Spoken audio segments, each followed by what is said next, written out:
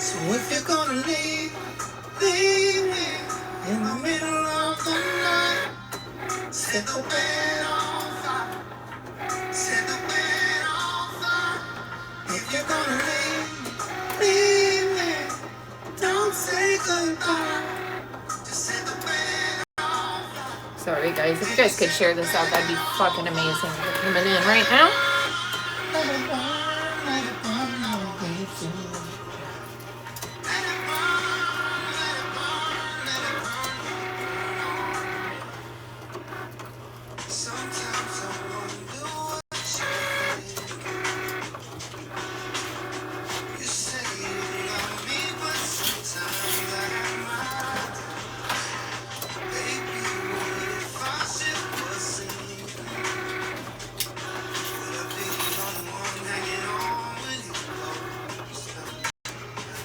Hi, baby. Oh, thank you. Thank you so much. It's like my work little cardigan. I look like crap, though, let me tell you. I was cleaning outside the vehicle, getting shit together. I've got my work Nike sweatpants on, my Yeezys, and a dress cardigan. I ain't shit. I don't care. How are you guys doing? If you guys haven't heard this song, it's Teddy Swims. It's fucking amazing. Set the bed on fire and let it burn, let it burn. Thank you. Hey, Crystal baby, how are you doing? Are you having a good night? And I'm gonna be honest, a lot of my stuff I get from the thrift store, and it wouldn't surprise me. So either Shein Fashion over Rue 21 when it was there, or the thrift store, like, is my go-tos anyways. Modern Canvas, I bet you that I bought this from the thrift store. But it's so nice because you could literally wear it, like I have a black dress, I could wear it with that. You could just wear it with a t-shirt. It's just nice. Hey, Mook baby.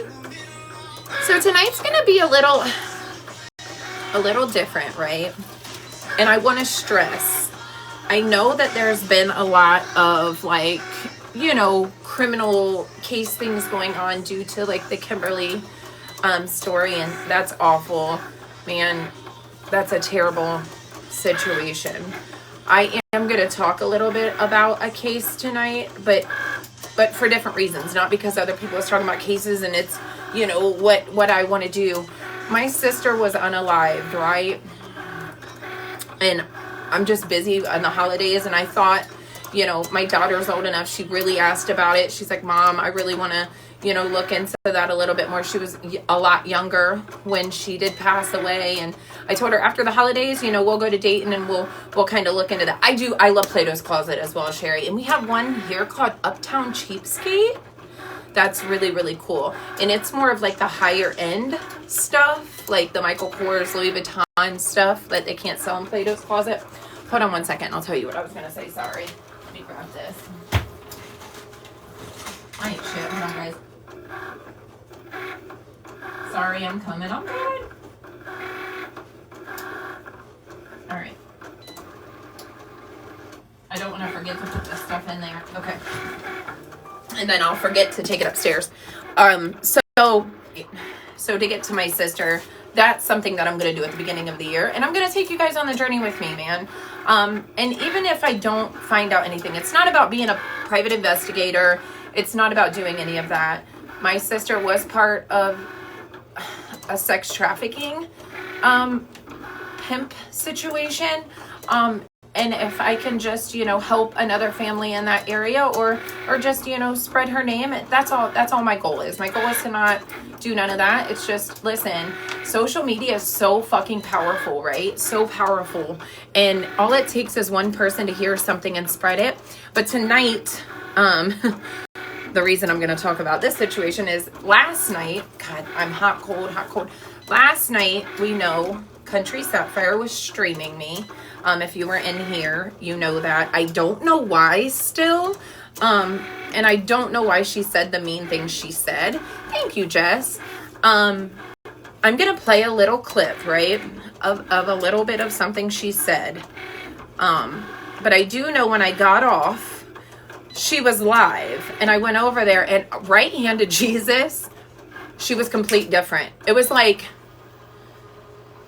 I don't want to say this because I don't know, but it was like a multi-personality disorder switch, and I mean it. It was either that, or I'm gonna call it how it is, because you guys know I'm an honest person. It's either that or she's hitting the ski slopes, and I'm being dead ass serious, because she was drunk as a skunk. I mean, like slurring, drunk, and then I got off, and an hour later, hey baby, an hour later she was coherent. She was on my team, meaning like I came in the chat, and you know, people that I really respect was in the boxes, and was like, why are you agreeing with Chaliegh right now? What about earlier what you said? You know, things like that. I couldn't jump in a box, but it was like night and day, you guys. I'm being dead ass serious. Country Sapphire? Hey, baby. I'm going to play a little clip of it. The reason that I'm going to play this is because it's going to lead into something not positive, but something that I'd like to talk about, because that's what I said. For me, I try to find the good, or what can I do good out of every negative situation, right?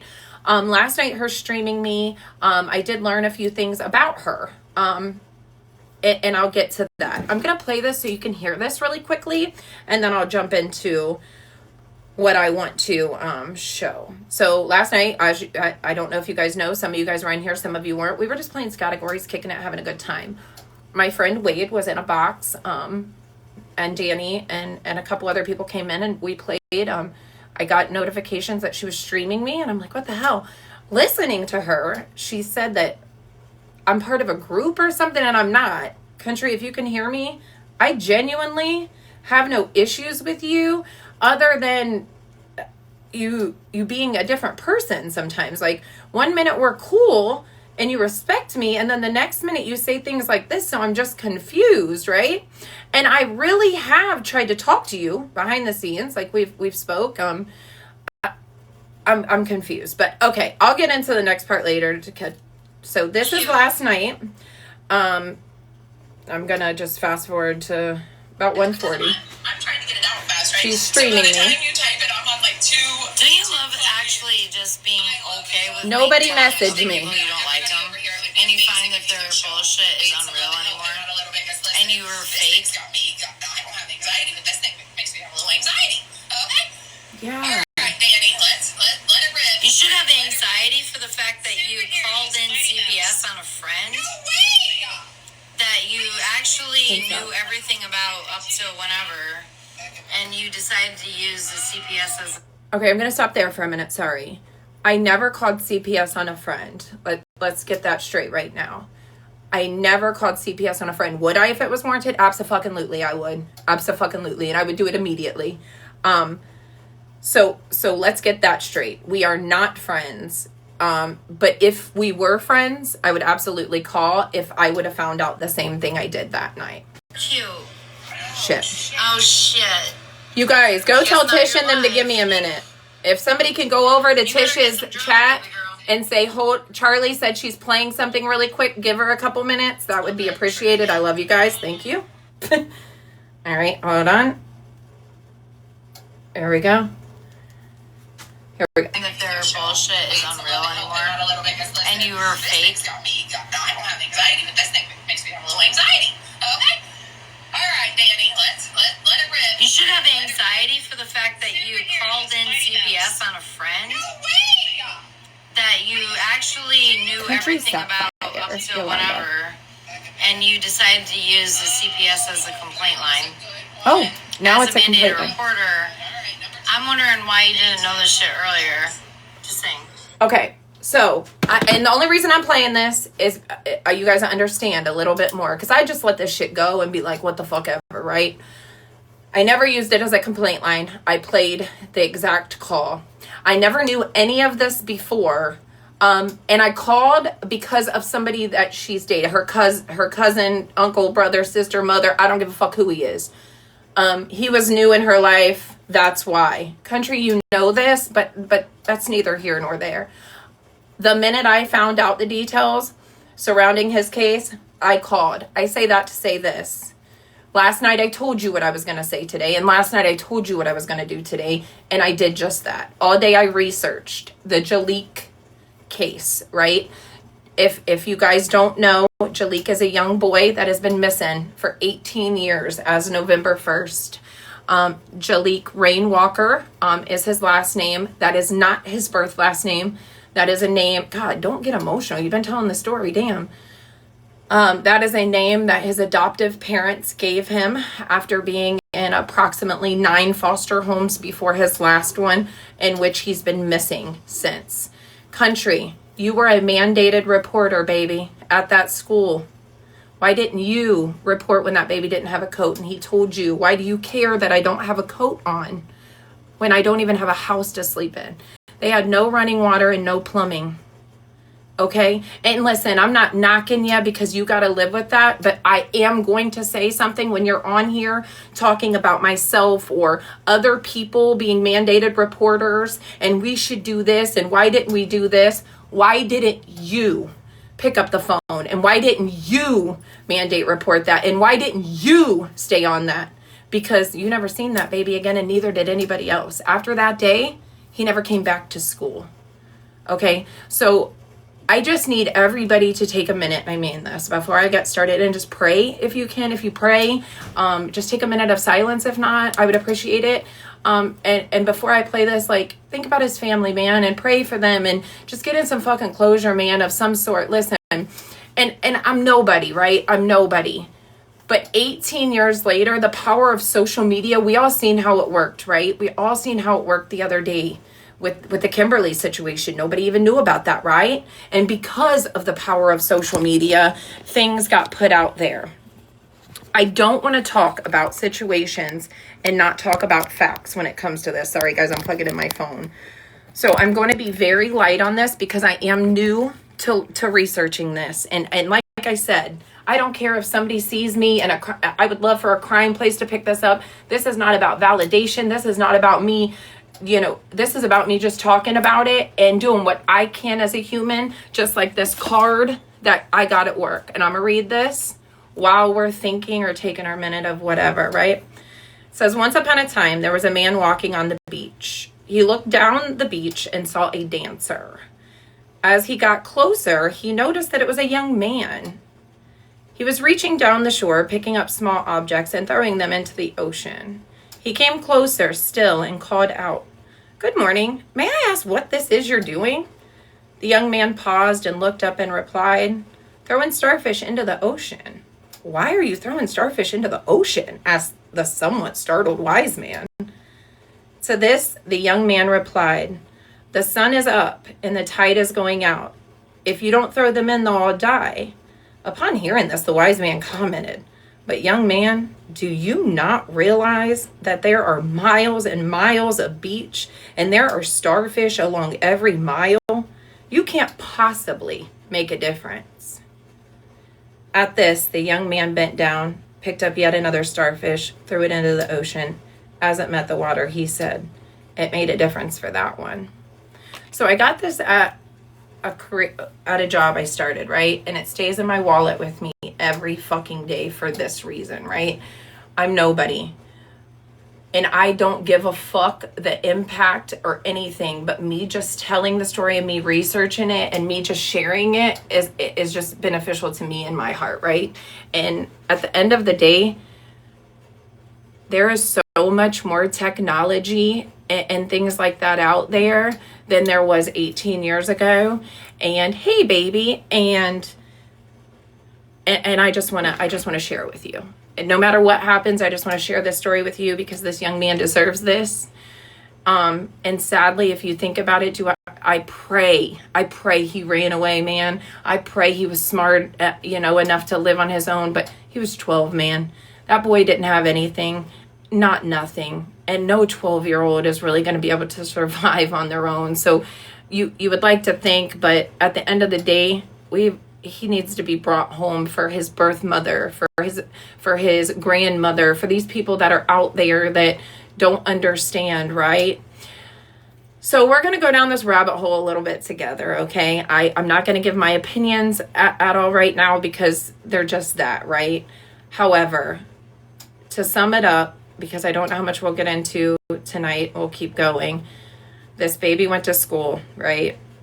It's documented that he didn't have a coat on, right? It's documented that Country Sapphire was a paraprofessional at the time. Since she was let go from the job, I don't know what she was fired for, and I don't give a shit. But when she was working there, right, she walked outside and this baby didn't have a coat on. And she said, I mean, the proper thing, hey, you got to have a coat on or you got to go in, right? Something to that degree.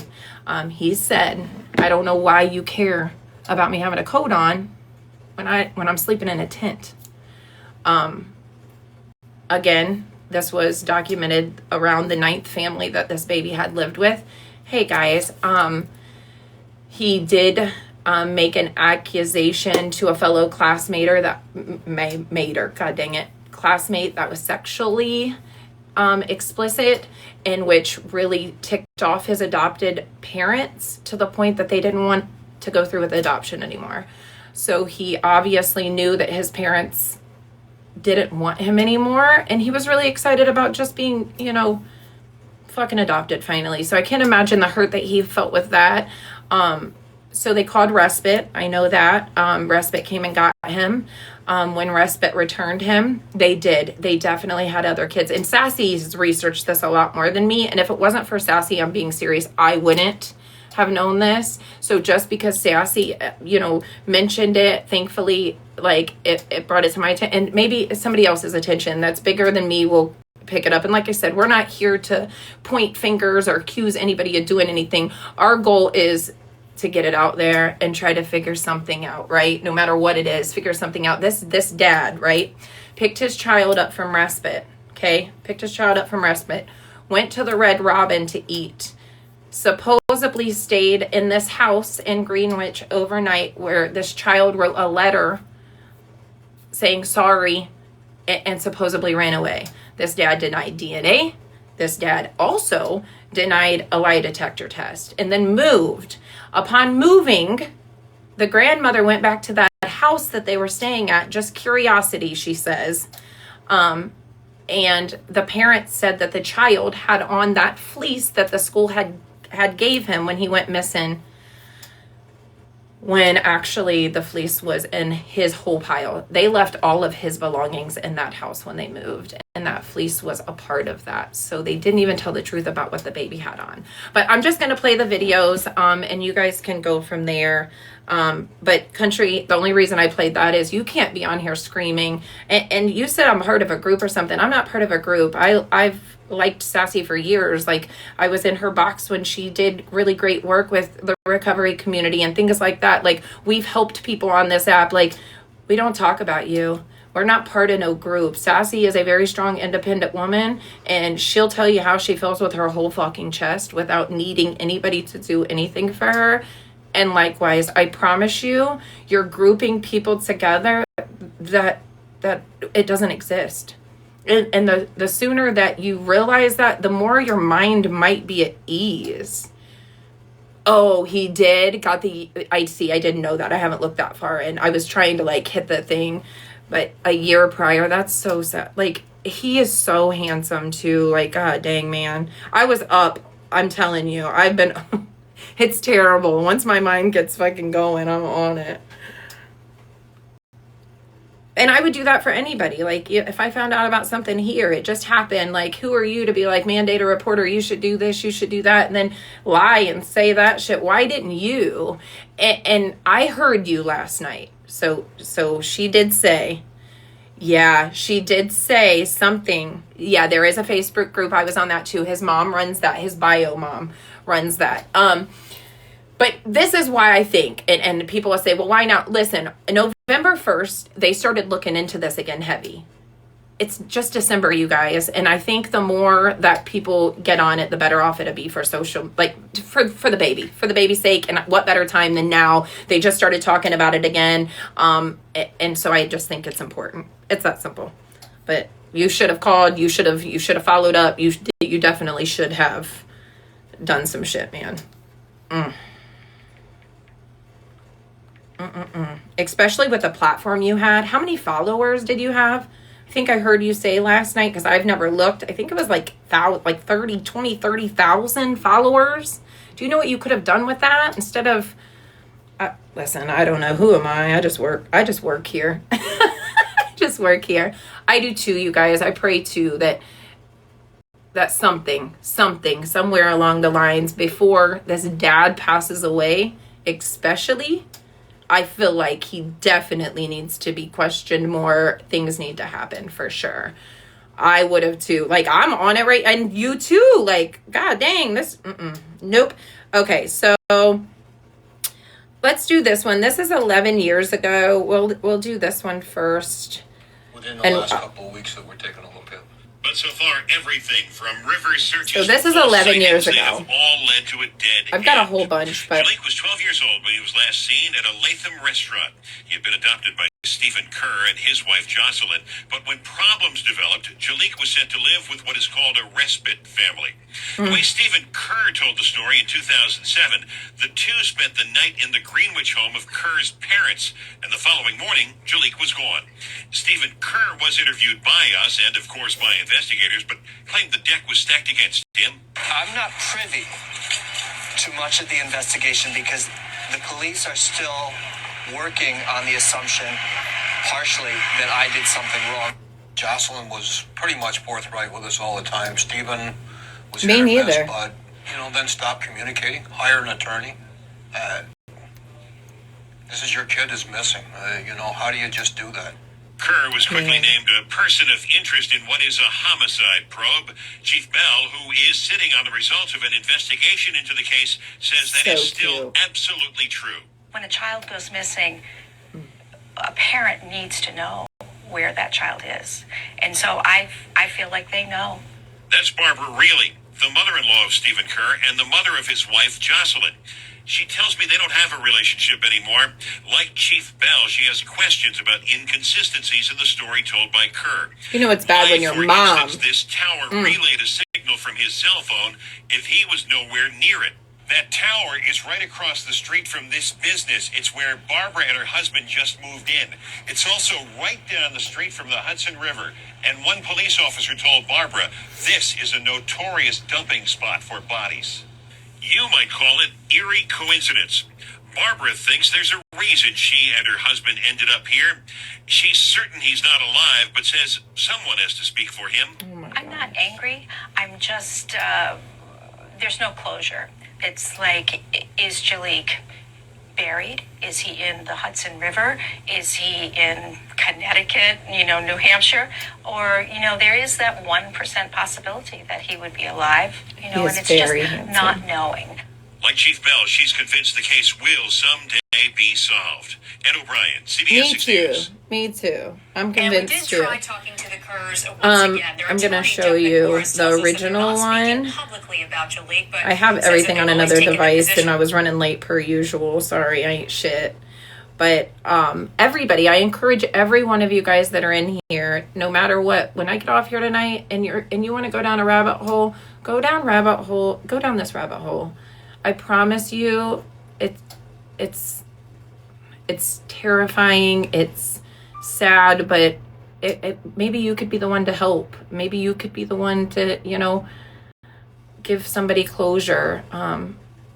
What's weird though? He fucking seems like cult-like too, like sassy. What I was say. Fucking, is there something in the water in this town? I'm just asking.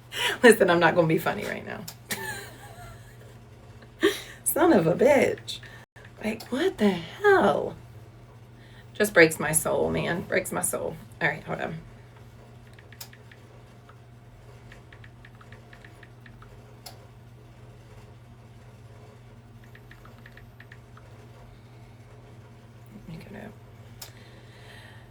So this is 3 months ago. Personal investigation took her to the one-room home on Ravens Way in July 2008. This is just 3 months ago. 8 months after her grandson was last seen. They had already moved out. The house, was unoccupied, but still owned by them. Mm-hmm. When Steve reported Chaliegh missing initially, he told police that Chaliegh was last seen wearing jeans, tennis shoes, and a yellow fleece pullover. Now, I assume that he would have those changed to go to bed, eyes, but, gosh. the assumption you would make is that the jeans, the pullover, the shoes were missing the next morning, so you've got to assume that's what he had on, right? So when Barbara went Hey, to baby. the cabin, I'll she tell you found one it second, mostly baby. empty, other than 4 pieces of furniture that they had left behind. However, I guess there's like an upstairs loft area Alice where and the Chaliegh bully. used to sleep at times. She said, quote, Jaliek's belongings were scattered around the area, and there was a stack of washed, dried, and folded clothing. The yellow fleece was in the stack. This is what he supposedly Barbara had was on. actually arrested for breaking and entering after this whole thing. Jesus. Yeah. But the charge was eventually downgraded to trespassing. Barbara's personal investigation. So grandma went to the house and she said she just had this feeling like I need to go look in that house once her daughter and the husband had moved. By the way, 2 weeks later, there was a search for Chaliegh. The family didn't go. Mom and dad didn't go. And not only that, at the vigil, the dad was giving away or selling eggs at the vigil for him. I know it's, and that's what I mean. Like, this rabbit hole is not only like, it's really intense, and like there's so many twists and turns and things in this, and I've only been doing this one day, so I can't imagine what I don't know. But eggs, yeah, listen, I don't know what the eggs is. But Deef, we are, it's a young boy. He's been missing 18 years. The beginning of November, his family did, bring awareness to this pretty significantly again. But I found it because Country Sapphire did work at the school that this child went to, and it just piqued my curiosity, and now here I am, and if I could just spread the story and maybe one person, that's all that matters, and if not, then I did my part in trying, right? Okay, here. Took her to the one-room home on Ravens Way in July 2008. She got a 8 months B&E, after her you guys. grandson was last seen. B&E. They had already moved out. The house, Absolutely. was unoccupied, but still owned by them. Mm-hmm.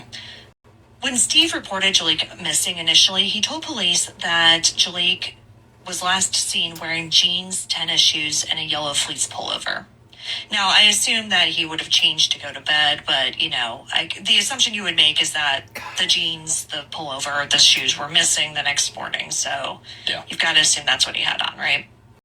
So when Barbara went to the cabin, she found it mostly empty, other than 4 pieces of furniture that they had left behind.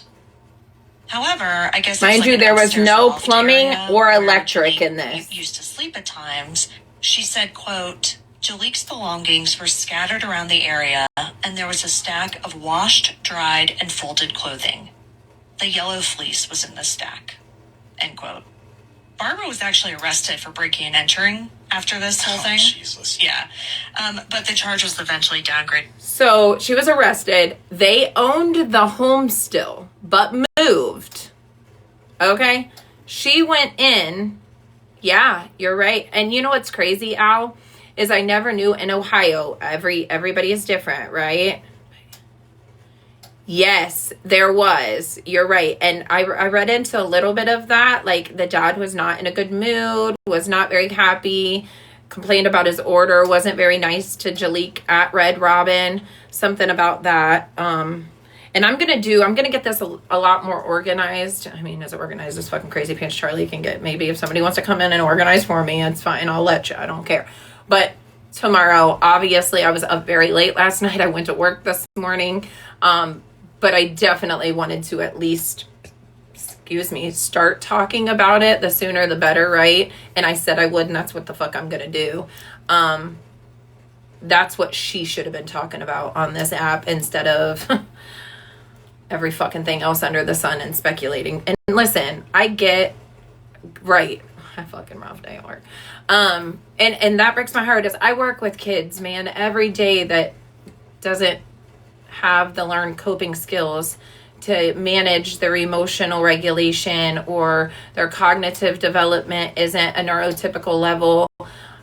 Breaks my fucking heart. I would have took that baby any day. Like, do you know how many people, man, if you just got on here, for the love of Pete, you guys, even after this baby was gone and missing, This motherfucker went and still signed over the adoption rights. Clearly him being missing non-voided it anyways. But who would do that, right? And this man is still free. This man is still free out here. And that's why, like, let's say nothing else. That man should never be able to be seen in a store, get on a social media platform, not fucking shit. Shouldn't be able to walk comfortably in this world, let alone maybe anybody else, because I'm not there, but I do know that motherfucker shouldn't be able to walk comfortably. Okay? Yes! Crazy! Fucking crazy. And then the one thing I seen, Sassy, like the interview about, he was like talking about his heroes and Martin Luther King, and then the investigator or the journalist was like, okay, I understand you're a little obsessed, or you like Martin Luther King, and he was like, no, I'm obsessed with my son, and set up, it was like, I don't know, it's like a very evil, you guys, I'm telling you, if you want something, this shit right here gets you intrigued, okay? Even if we don't find anything to help his body be found, at least we'll know what this dad looks like. And if anybody sees him out, like I said, he just shouldn't be. That's my opinion. And there ain't no way in hell you would convince me otherwise. But I do think that that country definitely should have done more. And maybe she beats herself up for that. But you cannot be on this app throwing stones at somebody else when you're human too, man. We all sin. We all make motherfucking mistakes. Stop doing that shit. That shit's crazy.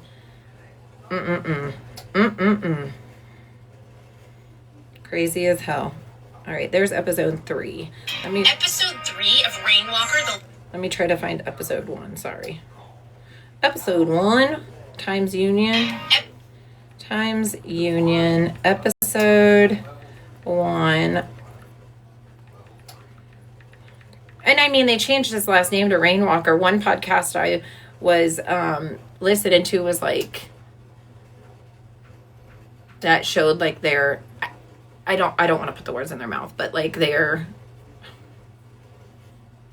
uniqueness per se. All right, we're gonna listen. This is Times Union. If you guys want to look it up, it's Previously like a on podcast. Rainwalker, the Lost Boy. Why did it stop? Oh, it's loading. I ain't shit. Sorry, Virginia Slim. I don't know what the... I didn't. I read the one on your... I read the article on your page. Is that what you're talking about, Sass? I did do that before I looked at anything else, but then again, I know our law enforcement is diligently working. Fucking Allison. I'll these tell that things story in a eventually minute. Work out. That's crazy. I got pulled over today, you guys, for having snow on my There's car. more to this case I can't tell you that I could possibly All begin windows to tell clear. you. Snow on my car. Swear for Jesus. But we got missing babies Have out you here. come to terms that Chaliegh is probably dead? Yes. I feel that Why is it loading like this? This is like my court case. I ain't shit, you guys. Come on. Wi-Fi. Can you hear me now? Can you hear me now? Can you hear me now? Good. Can you hear me? I can. My volume was down. Okay, so there, for me, verbiage is everything. And I know some people don't know how to look at like social cues and so on and so forth. There is a note that was sent in, an anonymous note. So like, I'm not sure if it's this article, but if I can somehow send you just what I've got, it gives you a breakdown of like day to day, what they found. Even they found, I think like a year later, 2 different bodies that they thought would have been him that wasn't.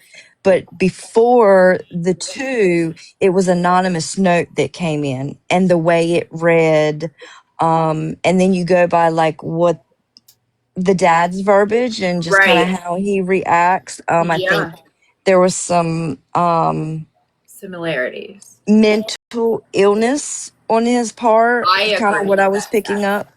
I definitely agree with that. For me, I mean, like some people aren't really into the crime stuff. Some people are. But you think 17, 18 years later, here we are. Just because you're talking to that grandma that probably would have been let's just example 40 years old, she's sharp, she's keen, like I know every point. We're talking 18 years later, there's going to be things that she don't remember, things she might remember. But my point in that is going back and talking to a lot of these people. They are older, and there's a Right. lot of things that's not going to be the same. Like Of course. that's why I said, like, I would not suggest for anybody to listen to anything, the documentaries and stuff you listen to on Right. TikTok, because a lot of that stuff doesn't even correspond with Right. what the police officers are saying Right. at And all. that's why I was going to, within the week or so, try to get as much from the department. Does that make sense? Reach out, Yes. grab all those documents. And that's why I kind of was saying at the beginning of this, we're going to listen to this. I'm not, you can place your opinions, but these aren't facts. These are Yeah. editable, right? It's kind of like Wikipedia. If anything is editable and you can add something to it, it is not reliable. It's just that simple. Yeah. But you can do your research, listen to everything, and pick the similarities, like Sass said, and be like, oh, that makes sense. That was there, or there's the fact for that. But absolutely, I agree. Some of this stuff is definitely not realistic, not factual at all. My biggest thing is kind of what I keep hitting on this yellow fleece jacket. Uh-huh. Because, okay, so if this child goes to the nurse, was sent to the nurse's station, right? He's Uh-huh. given a yellow fleece jacket. That was the year before he went missing. Okay. Supposedly, the grandmother, other witnesses are saying that was the last thing they saw him in, right? Mm-hmm. There was a statement by a server in a restaurant to where, remember, the father, he would not let anybody talk. He was doing the Uh-huh. ordering, yada, yada. What was that child wearing? Because that was Right. not the server's statement, right? Right. Right. And, I know the statement was made last night. Well, that coat was big. Well, if you look into that child, that coat probably would have been too small for him. And he wore it in the pictures. You could see it. It wasn't big. You could see it on him. Yes. He had it on in a picture, for the love of Pete. Yes. Like, that's Yes. factual. Like, Yeah. you see it. And That's factual. and also, you think if people live in small towns, Yeah. I mean, there's a lot. I mean, it's in every city, every town. Absolutely it is. But the smaller it is, you got a lot of good old boy Uh-huh. mentality. But this whole town, keep this in mind, this whole town has cameras on every freaking corner. Absolutely. I mean, you don't catch nothing, you don't see nothing. Like, I mean, we know now, you know what I mean, as far as cameras and what they pick up and so on and so Right. forth. So, but yeah, No, oh I my. totally agree. So I guess, you know what? I'm going to go back to that like original news. It might be a little hard to hear because, of course, technology was crazier 18 years ago. Yeah. But that original news thing, we'll start there. And then tomorrow I'll kind of get more in a timeline, Okay. maybe touch base with you and do it that way. But yeah, I want to express, and I want to do that every time I talk about this. What I am showing on here is just not factual. This is just going down a rabbit hole right now. Yep. I don't know what the fuck is going on. All I'm doing right now is trying to share information and allowing you guys to do your research. Do not think Poor I'm trying Charlie. to investigate Charlie. Okay? Poor And Charlie. a lack of sleep. Okay? Don't do that to me. Yes.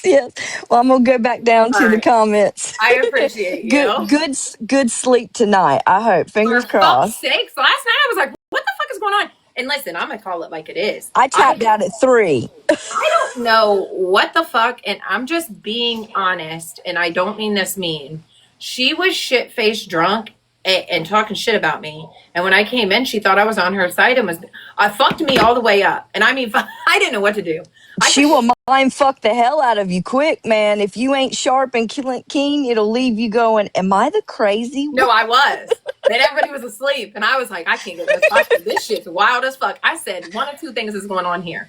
We either got a multi-personality issue, right? Or we're doing ski slopes because we was real down and now we're real motherfucking up, okay? Yes. I felt like I was riding the roller coaster with her.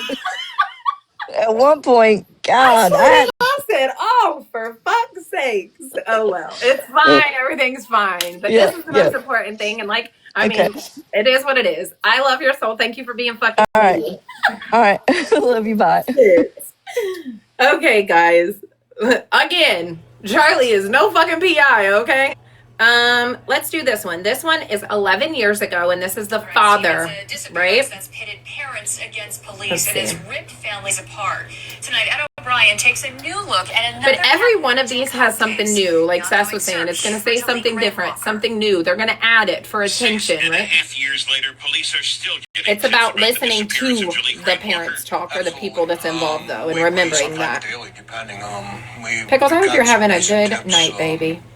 within the last couple of weeks that we're taking a look at. But so far, Girl, everything mess. from I'll river call you when searches I'm to done. false sightings, they have all led to a dead end. Chaliegh was 12 years old when he was last seen at a Latham restaurant. He had been adopted by Stephen Kerr and his wife Jocelyn, but when problems developed, Chaliegh was sent to live with what is called a respite family. Okay, The way Stephen so I'm going to Kerr go tells- to the other one now, but remember that respite family. This kid had severe anger, right? According to them. Because to me, if you adopt a child, like that's for life, you know, for better, for worse, you're getting this kid, listen, I'm taking you, loving you, all your struggles, everything, man. And this kid had an outburst with a classmate and said something sexual in nature. And they said, we're giving you away. We don't want you, you know, not my Slims. Listen, you're lucky. I should have been. I did the dishes, Slim. And I swear to God, I scrolled up and I said, for fuck's sakes, of course my people's in the box. So I had to stay. If it was just her, you know, talking to the 7 people around her that didn't exist, I would have kept scrolling. But I'm like, fucking shit. Now my people's in the box too. Now I got to listen to this shit. I was fucking stuck like Chuck until like 5. I ain't shit. I ain't shit. Swear to God, I ain't shit. All right. Let's see this one. Where's that original one? I had it on here. Dang it. Oh, 12 years ago. This one's 12 years ago. Let's take a gander at this one. Thank you, Chris. It has been Okay, 5 yeah. years I'll since recap why I'm stopped. Okay, so the reason that I'm even discussing this, like I said, was it got brought to my attention, and like I said, one person can make a difference. And if everybody thought that one person couldn't make a difference, then this world would be fucking crazy, right? As somebody that genuinely cares about every human, I don't, even if I don't like you, I don't want you, you know? So last night, Country Sapphire was streaming me while I was having fun. I was playing categories. I was having fun, you guys. And she did say something that wasn't very kind. I'll replay it, but it led into Sassy and her talking, and Sassy bringing up, like, you know, this little boy was seen in your area. Why aren't you, you know, advocating for this on your platform? And I'm like, wait, what boy? You know, I'm like, what the fuck is going on, right? So this is what she said. Cute. Right? This is what she said about me last night. She said a whole lot more than this. But And you were fake. I don't have anxiety, but this thing makes me have a little anxiety. Okay? All right, Danny, let it rip. You should have anxiety for the fact that you called in CPS on a friend No way! that you actually knew everything about up to whenever, and you decided to use the CPS as the complaint line. As a mandated reporter, I'm wondering why you didn't know this shit earlier. Just saying. Oh, it sounds kind of vengeant. It does sound vengeful. Is it vengeful? Did you do it out of retaliation? I wonder if Medusa knows that you can make a state report about this since you're licensed. I would. I mean, you didn't do it to me. says the woman who doesn't sue people. Oh, well, thank you, baby. Sorry. Says the person that doesn't sue people, it doesn't go anything. Listen, she can go to the state. The judge didn't believe it was retaliatory with the evidence. Listen, just because I've talked on here don't mean that I've shared everything with you guys. I submitted a lot more to the court than I talked about on here. I talk about what needs to be talked about, and if I'm lied on and have the proof, then I'm damn sure going to show it. But as far as I knew everything about her before, not true. I found that out and immediately called. However, during all of this, you guys, within the last 24 to 48 hours of this, I don't even know why she's mad at me. I like her just fine. I don't fucking know shit about her. And I'm okay if she don't like me and stays over there. just leave me alone, right? I was having a good time and this happened. But there was a young boy. She worked at a school. She was a licensed paraprofessional teacher's aide. Maybe not licensed, but let me not say that. But she was a paraprofessional teacher's aide. She worked at the school. This young man named Chaliegh Rainwater went to the school 18 years ago. He's been missing ever since. So during her lashing out at me, all because she's grouping everybody together and we don't even talk about her, I promise you. The only time we have ever discussed you, country, is when you went live on us and I was confused. And I called and we talked to you. I was like, what the fuck is going on? Like, that's the only time you've been discussed. You don't have to believe me. I don't give a shit. But we're here.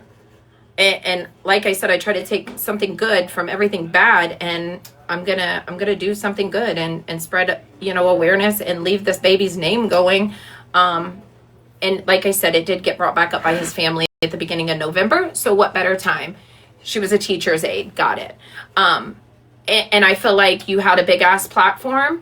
And for you to be on here telling every Tom, Dick, and Harry, I mean, for fuck's sake, last time you got upset with me for I don't know what, for being mean to people in my chat, you told me that I was a mandated reporter and I should mandate report Joey. He's a grown fucking man. What the fuck and what the fucking fuck, right? So I let that go because I thought that was batshit crazy. But then last night when you said that and I found out this, no, you should have picked up the phone immediately. You should have called and got this baby help. You felled this baby along with other people, not just you. I definitely believe other people had their hands in it. But you damn sure should have. When that baby told you that he don't know why you care if he don't have a coat, he sleeps in a tent.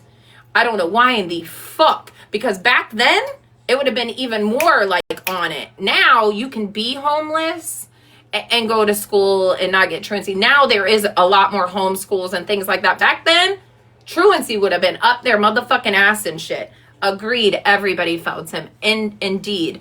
And now I'm going to talk about him as much as possible and do as much research.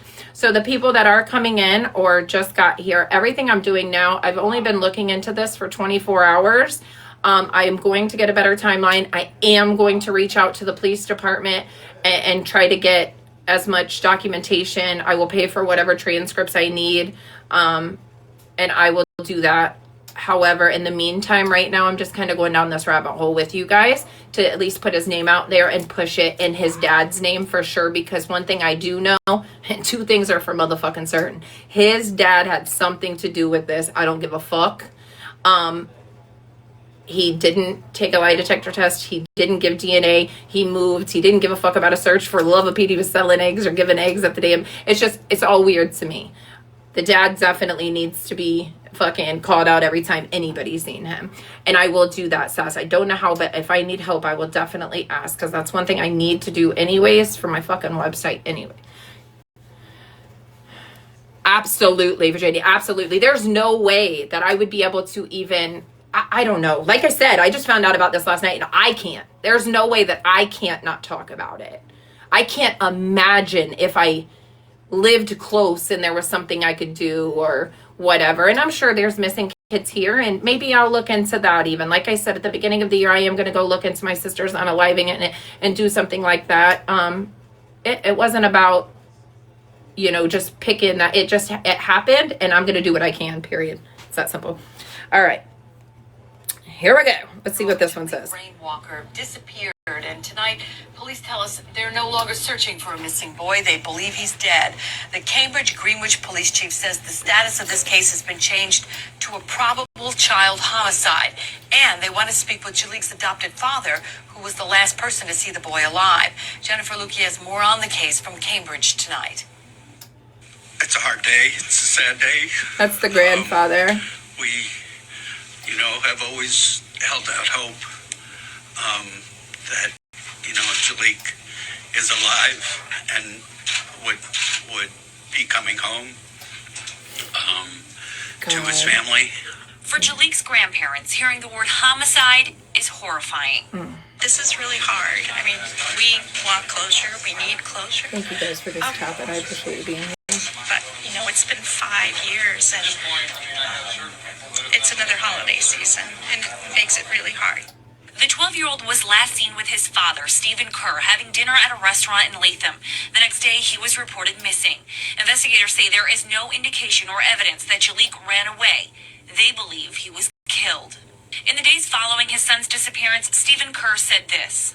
I believe deep in my soul that my son Chaliegh is alive and safe somewhere. But weeks later, I'll tell he you a moved story his about my family high to school in a Vermont minute, and Fred. stopped cooperating with police. If you did nothing wrong, if you have nothing to hide, why don't you cooperate with law enforcement to Absolutely. help find your son? The Cambridge police chief stopped short of calling Kerr an official suspect. I'm hoping that after the 5 years that they'll be able to come and answer some questions. Police have found the jacket that Chaliegh was reported to have been wearing the day he disappeared, but they won't say where or when they located it. CBS 6 has also learned that cadaver dogs were brought in to search a building in Troy on Tuesday. This is not a cold case. The leads have been coming in. We're at, 500 some odd leads in this case. This is just something that came up recently that we felt we had to I wonder if Grandma will talk. thoroughly investigate. While the questions continue about what happened to Chaliegh, his grandparents, who no longer have contact with their daughter, son-in-law, or other grandkids, hope that someone will come forward with new information. Chalieigh's grandparents have decorated this holiday tree for him here in Greenwich, and they say, well, all of the holidays have been difficult since he's been gone. This one will be the hardest. We drove by cemeteries, and my heart was breaking because there are markers for people. There's no marker for our grandson. We just want a marker. We want to know where he is and what happened to him. In Cambridge, Jennifer Lukey, CBS 6 News. The Cambridge Greenwich Police Department is asking anyone who might have any information at all that could help this case to give them a call right away. So, oh my gosh, that's terrible. I'm going to go back to that podcast and see if it'll load so that we can... I really want you guys to hear the dad, and I saved it on my other device upstairs. But once you, like Sassy said, you have to really hear the dad in order to understand what we're saying. I'm gonna call it just, and you can take it how you want. It's very cult-like mannerisms. I'm just like, how like Jim Jones and those leaders spoke, and it was almost like far-fetched reality, but was really good at, making people believe. Yeah, that's it. Like, I got the cold chills. I'm telling you, when I watched, I was like, what the fuck? Whew. And I really think you guys would benefit.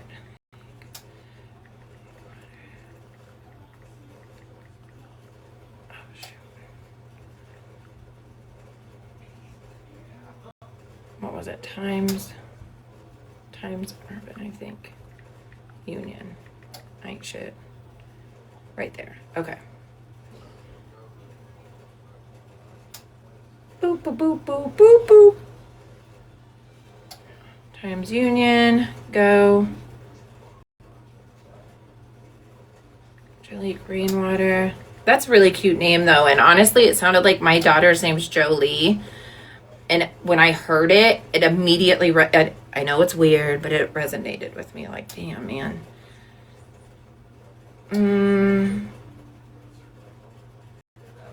So this is a guy that talks for 12 minutes. It's a pretty good podcast that I listened to earlier. What's this one? You know what? We'll listen to this when I go to the bathroom. This one's probably pretty good. It's called the Lesbian Detectives podcast. I just subscribed, actually. Let's do this. This is Lesbian Detectives. Get on it, girls. And I'm Elizabeth. Okay. And we are here talking about missing and unsolved murders. I'm going to go to the bathroom when I get back. Have forgotten about I'm going to use this device and find the dad. Bear with me. It is very sad. I'll be right back.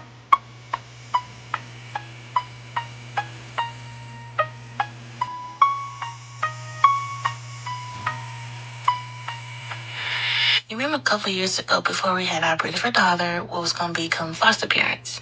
Correct. But, like, we couldn't because I got pregnant. They were like, hey, you got to wait until I get pregnancy. It was a whole situation. And I was having a whole meltdown. Yeah, because you was super scared. I was like, what if I fail as a mother? Yeah. Yeah. So this one is kind of about a foster kid. Okay. So I feel like our knowledge of going through it and trying to become foster parents, we have a better understanding of everything. Right. Okay, let's start this podcast. Chaliegh Rainwater was born on August the 2nd, 1995. He faced many challenges just as a newborn. His mother was an alcoholic and she was addicted to cocaine. He was born with drugs in his system. That's sad. Because of his mother's addiction to drugs, she lost custody of him. Okay. He was placed into the foster care system. Yeah. He was not placed in a normal foster care system. He was actually placed in a therapeutic foster care system. What is the difference? Therapeutic foster care system is a specialized form of foster care. They're designed to provide temporary homes and support for children with emotional, behavior, or mental health needs. These children may have experienced trauma or hardship leading to their additional care. Chaliegh was only 12 years old when he went missing from his adoptive parents' home in Greenwich, New York.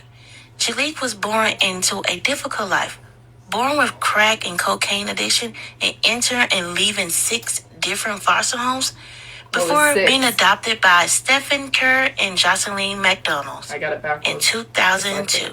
Because of his abuse he suffered in his early childhood, he was not an easy child to take care of. His parents stated that he would become violent at any former foster family that was planning to adopt him actually backed out because something happened with Chaliegh and their child. Oh, so he didn't get adopted? So the family before the Stephen and Jocelyn, they was going to adopt him. So the family before them was going to adopt him. But a situation that happened between their kid and him made them like, no, we can't bring him around our child. Okay. His parents described him as very intelligent and a happy boy.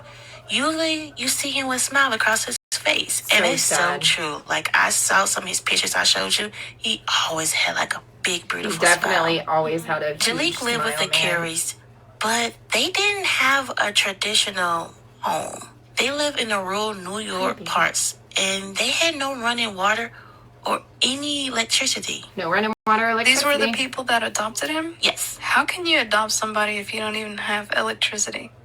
I remember like when we were trying to become foster parents, they was like, you need this, this. We needed a fire extinguisher. We needed a map. She said we needed a fire extinguisher. Of our home, labeling all the exits. We needed to hang up a phone number.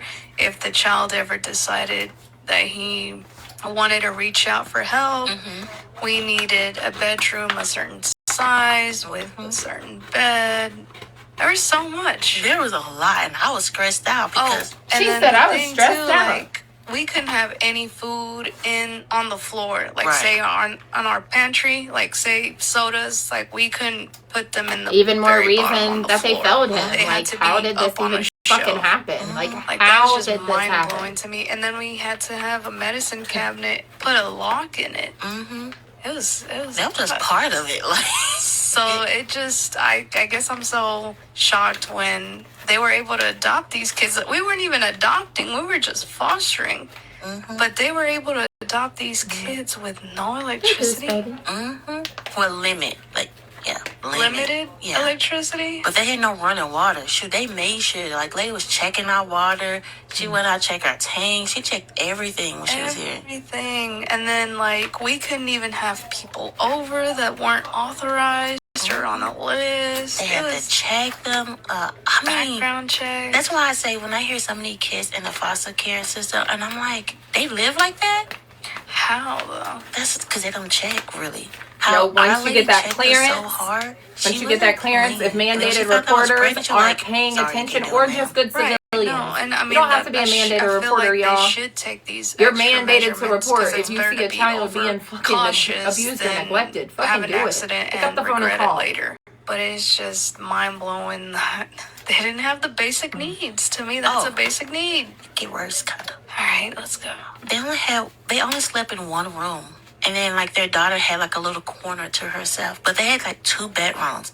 So, and all they had 4 kids and 2 adults. So 6 people living in their little house. In a 2-bedroom.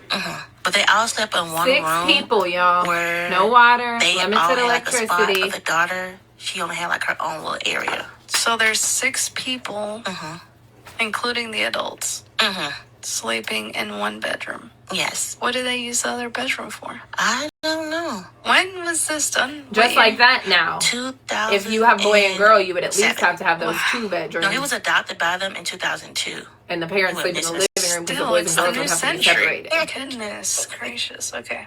This may have been a negative impact on Chaliegh emotional well-being, causing him to lash out even more on his family.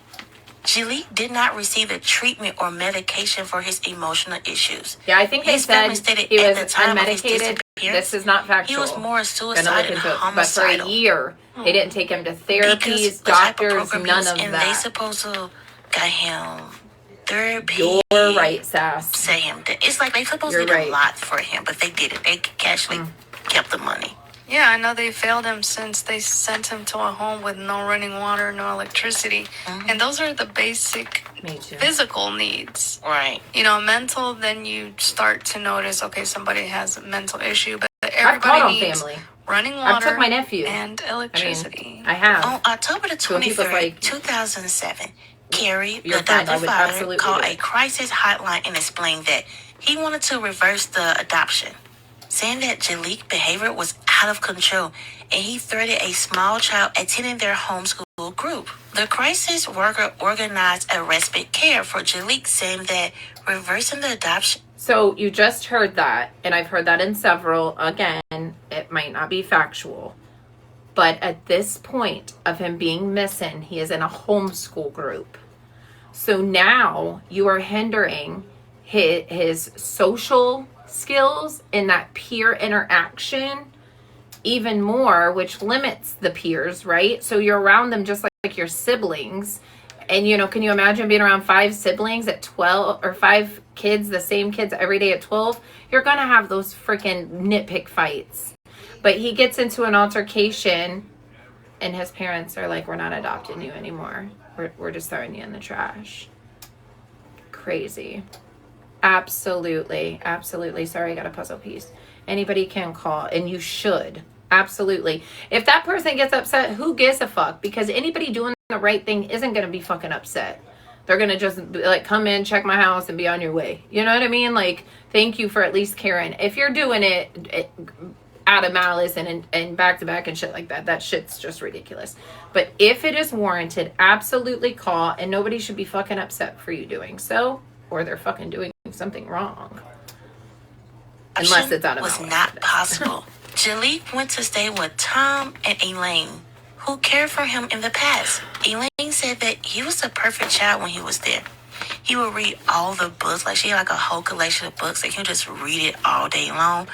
Plus, he would walk their dog. He was obsessed with their dog. She said that the adopted parents gave him some homework and also a letter to write. But let me tell you something about the homework a little bit. When I read into this, it's kind of weird. He went to a homeschool, right? But their bio child, he went to a private school. Oh. You know how much their private school was a month? $7,000. That's why they couldn't afford no electricity, no running water. Do you know how much money they got for fuck. Chaliegh each month? How much? $3,000.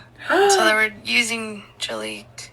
Oh, he wasn't the only kid that they was like adopted from that. So private Fostering? no, they adopt another kid. But when you adopt, you get less money than when you foster. So Now I'm intrigued to Probably because know. of the type of Did they have program he was foster in? kids and adopt So kids he was after still getting Chaliegh? They was still getting paid. So they was I getting can't wait to $3,000 figure for this him out. and a little girl. I think it was a little girl. Don't quote me. It's a little girl, little boy. I didn't look into that part. They was getting money for them too. So how many kids total were they fostering? 2, if you count Chaliegh and the other little person. So it's 2, and then you got their kids. So look, Chaliegh was in a homeschool while their kid was like going to regular school with private school.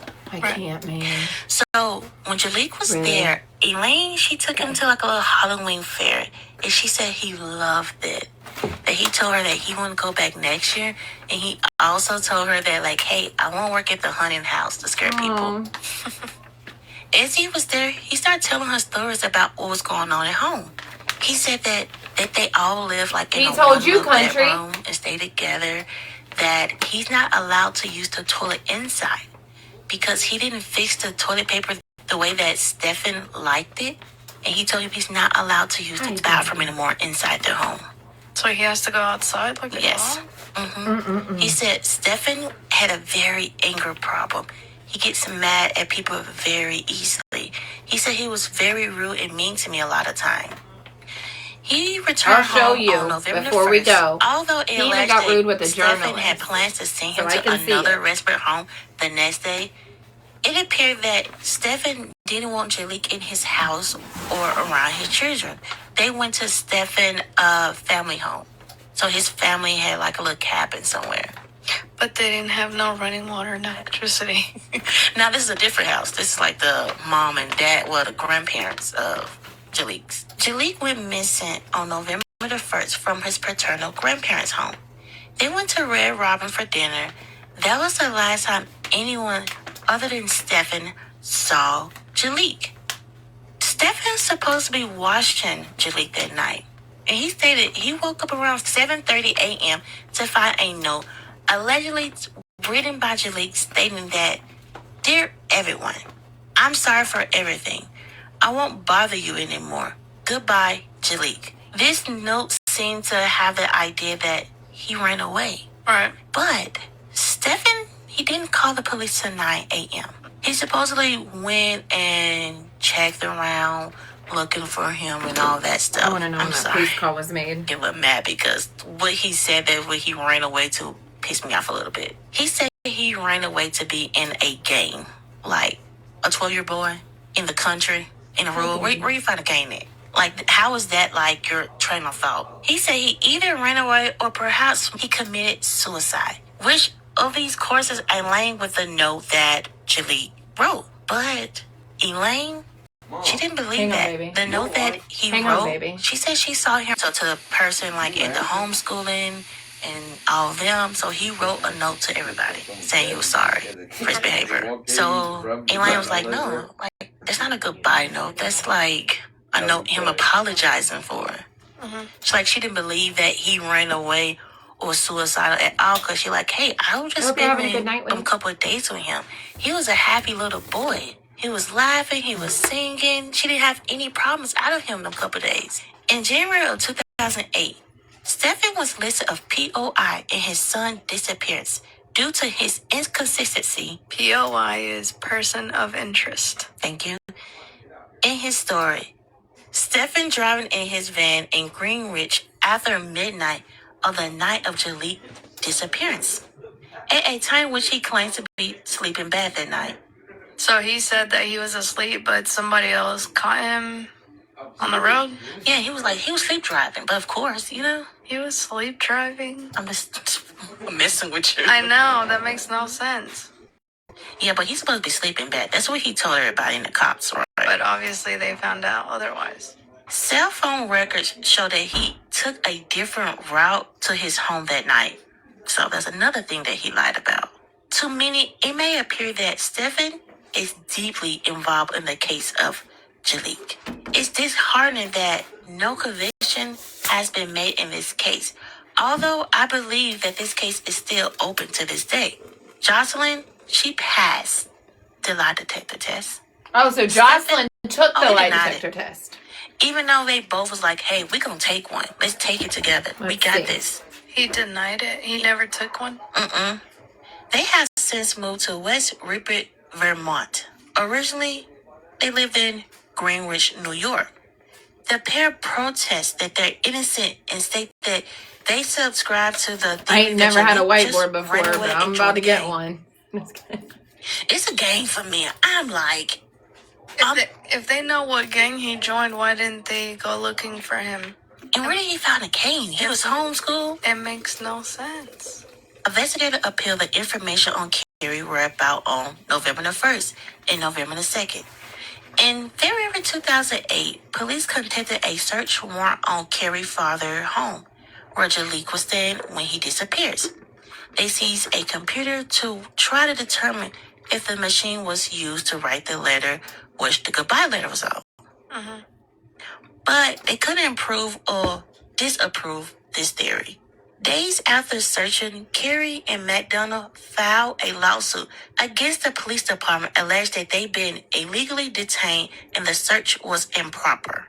Chaliegh adopted grandmother, Barbara, has been very active in the search to find him. She even filed custody for him after he went missing, but was denied. So the reason why she filed custody of him to get like rights and stuff over his case and stuff, so she can like lead. Well, she can lead That's the searches, crazy but that she was denied. That's terrible. Wanted to be the one control the case. She was trying to get custody of him so she would have basically like the power of attorney. She would have like a say-so on everything Felled him that one more happens again. with his case. She said Fucking crazy. Chaliegh, he was a beautiful child, and he didn't deserve anything that happened to him. She said that she think he died that night. She don't think that he made it outside, like, of their home. Her and Chaliegh, they had a beautiful relationship. For his 10th birthday, she asked him, like, hey, where do you want to go? He said, to SeaWorld. They got on a plane, and she took him to SeaWorld. Oh my God. And she I got the asked cold him, she's chills like, again. if you can go anywhere in the world to live, where would you do? He said, I would choose anywhere my wife want to live because I love her so much and I love my kids and my wife. This young boy was already dreaming of his future wife and loving her so strongly. And that's so sad to see that his adoptive family didn't really give him the care and need that he supposedly have. She even said that Stefan was very abusive towards him. That one day she actually saw him dunk Chaliegh in a creek. Wow. Like, was trying to physically drown this boy. And since then, God dang, I got emotional. I have a question. Why didn't they adopt him? You mean Grandma, Sass? If you are talking about Grandma, I guess she tried, but they denied it. I don't know how quick that was neither, but it did say she did try and went through it and they denied it. And if that's the case, then the system just failed him one more again, because had she have got that custody even after he went missing, that could have gave her so much more power in the search efforts, right? I don't know. It just fucking sucks. and she hasn't seen her other grandkids because she's doing this and fighting for Chaliegh and going against and saying like, hey, I think they killed him, or not them, but like Stefan has something to do with it.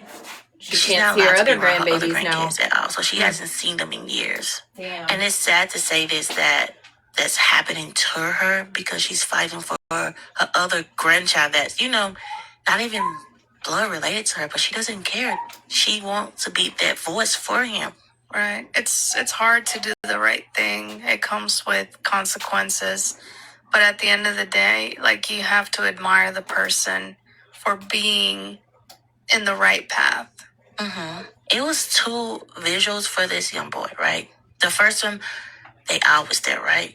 The adopted mom, the adopted dad, the kids, all of them. They were there. The second one, they didn't show up. Because that's when they stopped searching because they feel like the police was heavily against them. Because until this, I thought there was If only they one. didn't do it, they believed that he committed suicide, he ran away, or he joined the gang. They said that Chaliegh made a comment and said that he didn't want to be with a white family. He wanted to be with a black family because he was biracial. He was half white, half black, but he I identified as a know. black boy. I got it on my paper. So they said, oh, no, he didn't want to be with us anymore. So the main person in this case is actually the father. The police believe that something Because Barbara happened filed that for day, custody and was denied. that the Why? father and the young son got into an argument. He killed him, and that's where he was driving, like, late at midnight somewhere. Ain't Who shit. saw him driving? Well, they actually saw him driving.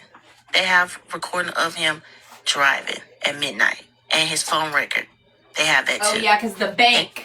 They The searched bank, everywhere right? on that property. They had a search. Let me write that down before I forget. So I watched something. Maybe I was half asleep and I don't remember for sure, but I think now, like Sass said, that town's fucking loaded. Okay, all right. I was like, maybe it wasn't this case. Let me not say that. But there was a bank that caught dad driving at midnight. Yeah. They did canines. They did those. They did everything to search for him in their property. It was one spot that the dogs just kept going to. They searched there like, okay, why the dogs keep going to this one spot? But they didn't see anything. Like the dogs just attracted to this one area. But they couldn't figure out why the dogs were. They even dig there and everything. They didn't find anything. So they caught him in a lie. They caught him in multiple lies. So why didn't they arrest him? So if they arrest him, it's like, okay, it's hard to arrest somebody with no body and no evidence. No, but it's obstruction. When you lie to the police. Oh yeah, they could arrest him for that too. That's a good point. Obstruction for justice until they could a lot of the times they pressure people to talk. And so I think that could have kind of scared him a little bit or pressured him to talk. And that's the craziest thing about it because they know it's him. The police, we all know it's him, but it's hard because if they go for him and they lose the case, they can't recharge him. They can't charge him again. Yeah, they can't because it's called double jeopardy. So it's hard to say, hey, we know that he did it, but the hard thing about it, they have no evidence. So did I tell you about the letter that they found? Not the first one, the second one. There was a second letter? That's what you were talking about, second letter. So in January in 2008, a letter went to the Greenwich home. So when the parents, they still there, they haven't moved away yet. So in the letter, it says that Chaliegh is still alive. We need a foot soldier for the war on drugs. Picked him up on Route 40 post. He's okay, no fakes. He said Mama and Papa, who are the macaroon family, my cat named Diamond. He did have a cat named Diamond. Everything in the letter kind of matched up to what he was saying. Okay. But in my head, I feel like anybody could easily write that letter.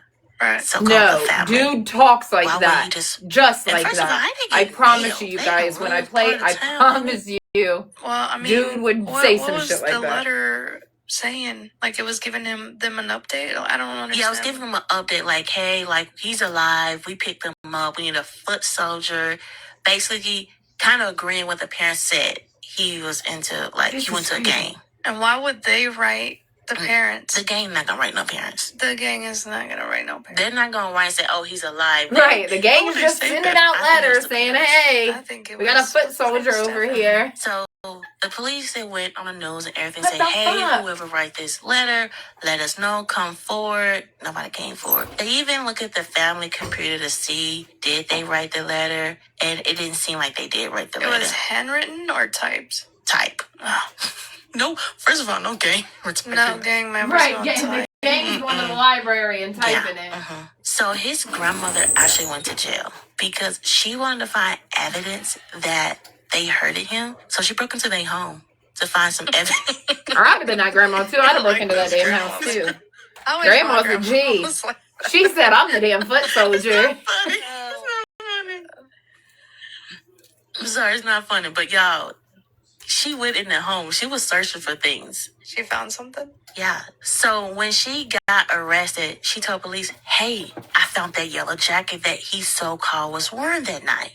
The police oh, for real? She's like, yeah. But they really couldn't use it because she was breaking the entrance and she was stealing stuff. So I want to know why they didn't. So why didn't they search the home to begin with, though? You know what I mean? Why didn't they search that home to begin with? Granted, you can arrest, dude, whatever, but draw in a search warrant. There's a fucking missing child. The fuck? Right. So-called has on. Right. So they tried to go find a jacket. They couldn't because, they hid it by then. Right. So, the grandmama, she's searching her butt off. And one thing about this case, they never did an age progression picture on him. And that was the hardest part about this case. It was one that somebody kind of did, but you can tell it wasn't done professionally. This, you cannot find no picture of him older at all. And that's the hardest part because I'm they really not looking for him. And somebody could still do that. Even if nothing else happens. Somebody out there needs to do an age progression. Rainwater, come on, he man. was last seen on November the 1st, 2007 at his residence in Greenwich, New York. He was Sorry, Dee. I'll be really quick. It's a missing child. He's been missing for 18 years. The reason that I am discussing this is somebody on the app named Country Sapphire. It's a long story, and I don't want to recap too much for everybody that's in here listening and interested. But she did work as a teacher's aide with this kid. He has been missing. The 18-year mark just came up, and awareness is being brought up. And because I heard about it, I was like, let me look into it. So I'm just kind of listening. Right now, that's all I'm doing. I'm gonna request some factual information. Right now, we're just kind of listening to some stuff. But it's definitely interesting, to say the least. Last scene were blue jeans, a yellow fleece pullover, a gray t-shirt with a dragon on the front, and black canvas high-top sneaker. Also note that Chaliegh had a slight speech impediment where he pronounced his R's like W. To this day, there have been no update on his case, and that was the case of Chaliegh Rainwater. All right, so now we're jumping into our theory. So now this is a theory. Again, anything that we are listening to can be edited or altered, or has been edited or altered. I mean, These are not facts. We have it. It's a theory. Even the police have their theories. I feel like what happened was they got into an argument. He probably said something because they said he had an emotional behavior issue, and he also had like bad temper tantrums. And I feel like it happened tonight. And I think Stephen just probably got mad at him, probably beat him up, threw him against the wall, something. We don't know for sure. And I think he died. Or possibly he pushed him against the wall and he hit his head and he stopped breathing then. Yeah, that makes sense. My points were, I'm no doctor, but it almost seems like he had episodes. I'm thinking he might have been bipolar. Or it could have been PTSD. I mean, he had so much trauma. Yeah, definitely. He lived through so much. And I feel like he could quickly be triggered. And as a young kid, like, he doesn't know how to deal with his emotions, how to manage, his stress levels, his anger. A lot of us he doesn't know adults how to have do trouble any of that. self-regulating. If you add things to they that, did treat him different. His foster family treated him different. He was homeschooled. But even so, like, he always tried to look at the positive. He always tried to have a smile on his face. But I feel like at the end of the day, like, you can only push a person so far. And it's okay, baby. I just started this tonight. His name's very selfish. Rainwater. Because how are you going to use that money to pay for private school and deprive your other kids of something else? Those $7,000 could have gone to a home that everybody could have had their room. Right. Everybody could have had running water. So if what they're saying is true, right, they were obtaining $3,000 a month for Chaliegh.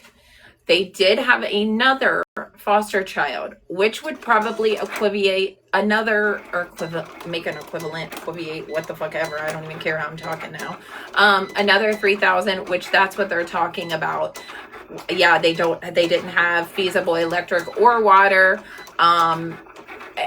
It's questionable. I mean, with the mentality, like I said, of dad, once we go down that rabbit hole, we're not going to have time to do that tonight, but tomorrow we will definitely dive into more dad. I will let you hear a clip of him so you can get a visual, and you guys feel free. Use your resources. Shoot. If you want to jump in a box and share some, listen, this is not a me thing. The more the better, right? It's very, like I said, dad seems very cult leader like and very warped in so many degrees. And just the little bit that I've heard him communicating, it's great when I study behavior, but my behavior is all fucked up. I don't understand my own, but I'm very good at understanding others, right? Yes, so they definitely had the means to. It was not that they didn't have the means to do it. It was definitely a personal choice. And it's so unfortunate, man. Just the details in this case and how... And that's what pisses me off. Like, Country Damn, you're one person, granted. One person. Many people failed him, but God damn it, man. You were on here. Sorry, God. You were on here preaching that other people are doing things wrong and they need to do this. And you should have, man. You should have done that. And like I said, I don't want to beat you up any more than you beat yourself up. But one thing I'm not going to do is allow myself to go one day without doing what I can do. It's that simple.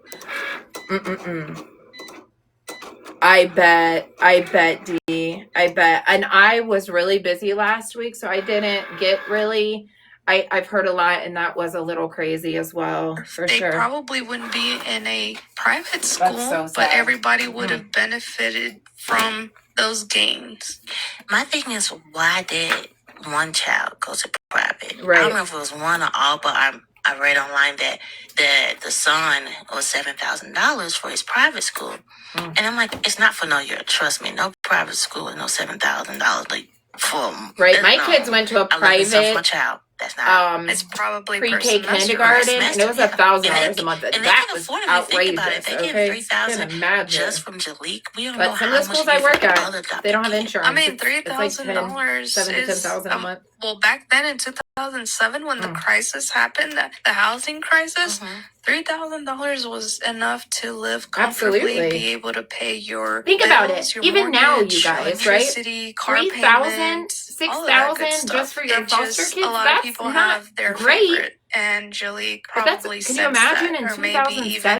Asked him about that, and maybe it was a weak spot for Stefan, because he's like, well, you ain't my son. Like, now the only thing that I don't understand is, why would he adopt a kid? I feel like, and I don't know, I mean, when we were going through the process, like, correct me if I'm wrong, but they pay more to foster as opposed to when you adopt. Right. When you adopt, you get less. Basically become responsible for that person. Right. The government will only help you so much, but at the end of the day, like, that's your responsibility. That's what I don't understand. Why would you adopt somebody if it is for the gains? Now, I feel too, it should be to where if the only you reason decide, I would hey, I don't hypothesize want to go would be for control. That would give Stephen more control to brainwash reverse it. I feel like the government should honor that. Right. Because I don't know. what is the consequence? I'm gonna look into it, Amber. Somebody who doesn't want a child anymore. You know, their life could be on the line. But if that's the case, and they did back then, kind of all sales are final type thing. Like, no, you should be able to have a trial period, and then even so, say it's been 2-3 years, if you decide, hey, this isn't working out anymore, and it is New York, and I know that sounds crazy. The alternative can cost somebody's life. But it's so much different in New York in terms of money. For instance, my career, like if I was a licensed BCBA right now in Ohio, I would make between 80 and 100K a year. If I go to New York, it's like 140, 150K. The cost of living's higher as well. So maybe that was, I don't know, but I am going to look into it and see. I got my notepad, not my whiteboard. Because we have a friend that, you know, she did foster to adopt, and she adopted a little girl, and she tell you before you sign those papers, they say, hey, this is permanent. Whatever this kid do or emotional issues, everything is on you now. This is your child. And I think like a lot of people get into foster care and like, oh, something's about the money. And for us, it wasn't even about the money. We was like, hey, we want to get a child an opportunity to like have a good life. Right. And why we didn't continue is because they say, hey, some of these kids not going to come with a lot of shots. So they're like, because your child is so young, they advise us to after she's 3 to continue the process because they want nothing like to happen to her, because a lot of parents like, hey, I don't want to give my child shots, and they have to respect that until like they have like lose their rights. Right. But I feel like they was in it for the money, and I feel like they wanted a difficult child because they get more money for a difficult child. That's true. And that's the sad thing about a lot of foster parents do it for. We just wanted siblings because we didn't want kids to like separate. Right. But then they're like, oh, let's get a difficult child because we want the money. And that's what a lot of people, I be seeing it like on TikTok, on social media. I see a lot that of might be a good point too, friends, family, foes, and bros, maybe some hoes. That's funny. I think that's the first time I've ever said that on a live. That might be a good point too. The price might vary due to the complexity, making it more of a crisis pay versus a neurotypical pay. Does that make sense? Right. Yep. You're right, Dee. You're right. All the excitement is gone. You remember Let me the write lady that who was down. over the class? She said it's called the honeymoon stage. Yes, that's what I was gonna say. You do the honeymoon stage, the kid is good, y'all is good, you love his kid, and then out of nowhere, it's over with. And she says, happened to me because a lot of foster parents like go in and like every kid's gonna be easy. But they tell us like, hey, some of these kids come with a difficult background and you have to be able to deal with it. Most of them Because we have have a to take difficult extra background. classes. They're like, foster hey, care for we no know how to take reason. extra classes to deal with certain type of kids. Remember, They they have taught us some how to kind of hold a trauma, kid no when they matter how having you like a look at moment. it. Right. So it's like I feel like people really didn't care. Like they just in it for the money, and it showed because he was difficult. And and they tell you like some kids are difficult. They're very difficult, but they never gave him the chance because they stopped taking him to his like didn't give him no medicine. They didn't take him to his like therapy sessions. They didn't do nothing that he needed. And then they said, wait, they Did you moved hear to that? like a No little therapy, bitty no house. doctors. He had more problems because he had no space. He had no electricity or running water. Or that. Sorry, I'm still on that. But the thing about it is, kind of like how we go through it, and usually it's always the police that I say that failed somebody. I don't think the police really failed him. I know the parents failed him. The adoptive, well, his biological parents failed him since the beginning. And then the adoptive... You're skipping one. The foster care system failed. For They should sure. let him be in their home with the people anyway. The foster care people failed him. CPS failed him. And then his adoptive parents failed him. And the crazy thing about it, I read it, they was trained in that type of behavior he had. They so-called was trained in it. So if you was trained in it, you could have known like, oh, he needed this. Obviously, they didn't follow any of the guidelines because they couldn't give him any electricity or running water. I'm sorry, I'm still on that, but he had limited. Doesn't matter. You're supposed to have it at any time. Right. Sure. And then the fact that he had to go outside to the restroom because he didn't fold the paper a certain type of way. How about he told the foster dad, hey, give me my $3,000 if I have to go pee outside. To go. And that's what I'm saying. They live in a rural area. What are you spending that money on, first of all? Because say they get $6,000 a month, right? Their son's school is like 7 every semester. So 2 semesters, so $14,000. You can save that up in like what, 2 months? Really? Yeah. So it's like, what the crap was y'all doing with the rest of the money? Because y'all weren't paying no bills. Well, was he into drugs or had any addictions or... Who, the father? Stepfather. Or the adoptive? Well, we don't know all of that. They ain't gonna tell us that. Right. But he wouldn't even take a lie detector test, money. let alone that. Yeah. They didn't really give any facts about what happened that night. They just said after Red Robin, they went home. He took a bath. He went to bed, and that was it. But something had to happen that night because he was just staying there for like a day or two, and then he was going to a new foster home. So it's like, I feel like it was an argument that happened. I feel like the little boy probably got mad about something, and it broke down. Yeah, like you keep sending me away. Like, why did you? Disgusting. Me, or he probably didn't want to leave Elaine and Tom's house. He was having a good time. They say he was amazed by himself. Like he walked the dog. He read all her books. She said if he wasn't reading, he was walking that dog or playing. They didn't. I wonder why they didn't adopt him. I don't think it was that home that the situation with somebody's daughter, because they probably won't let him come back. Get it. Right. But I wonder what happened that Elaine and Tom didn't, adopt him. Honestly, I'm going to be completely honest with you. You show what people mean with your actions. And I feel like at the end of the day, right. But I don't think they wanted to adopt him. They didn't.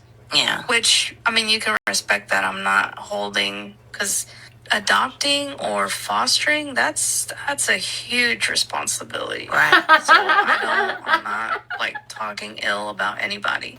I just feel I like had to get you, Wade. they didn't want to go through with it, and I feel like Stefan shouldn't have gone through with that. But he was just, in my opinion, focused on the money. But also, who's his next target? Because, you know, with somebody with anger issues and the type of person he is, they always going to have a target. Agreed. So and that's who is another his thing, you next guys. target in Listen, the you're household? welcome. 'Cause He isn't I going don't to know how many years, unalive somebody, right? 2007? How many years And do back then? something so heinous Like and 17 disgusting years? and not 17 lash years? out again No, or don't say be this 17 years. ugly, I'm so evil, sorry. foul That's our person. calculation. We won't Again, have our it's phone. definitely going So to it's happen. 17 You just years. don't get rid of those Gosh, them kids tendencies. should be. Oh, hold on, wait a minute. Dude, he went missing when he was 12. And he was born in 1995. Guys, I'm so sorry. He's a year older than me. Just did that math. So them kids have to be like, they should be like in their early 20s or late 20s by now. So I wonder if they ever gonna come out and speak out. Because they don't know what happened that night. They wasn't there. But I wonder if they will come out and say, hey, this was happening in our household. I think that could fix a lot if they actually came Especially out and spoke about if they were what was around that happening in their age, household. that's a 'Cause good. I know, I'm That's gonna be, I good, don't know for Seth. You sure, know but that? I can Because feel now that they're the little boy adults. had It would be problems. good to have an Addicted to interview with drugs them at a young age. if they were That can really. mess up a kid in a lot of certain ways. But I feel like he didn't have the proper people in his life to guide him right, because they put him in a certain type of foster care for that reason. But he Okay, didn't get. so D, that those are the adoptive parents that moved away, that lied. So they adopted him, but when he had another behavior that they didn't agree with, they decided that they were going to give him away. So he went to a respite home for a little, like a week, I believe, and was going to go back. So after he went missing, Dee, they signed over, gave him away while missing. Disgusting. Right. Danny said, oh, my main man, Wade. So yeah, it's a little bad, but they also, that he was in 6. I could be wrong. Like I said, I've heard difference, and I'm going to work on getting the facts straight, you guys. But 6 to 9, okay, foster homes. One of which was going to adopt him, but he had a disagreement with the spouse, so then he went to this home. And they did adopt him. However, when this behavior occurred, they told him, like, we're done with you. They even told the grandparents, like, we're not, and the grandparents were going to start to try. Sadly, he went missing in the meantime. Get it. And that's the crazy thing about it. You put him in it to get the help that he needs, and he didn't even get the help. Well, yeah, everybody's just trying to pass them on to the next person. And the next person is like, sad. well, I just want you for the money. You don't just give, like, In my opinion. listen, So, just don't have kids, My grandma man. always And said, if you do all have money kids and you ain't can't be a good mom, money. it's okay to say, hey, I I can't just do wonder, this. there was There's another people out kid there who that would said love to that be a they were decent fostering fucking or they adopted. Adopted. So I want to hear kind of what they have to say about it. Because they had this, all the same type of problem as the young boy, but there was still a type of foster care. They would say the same one to therapeutic.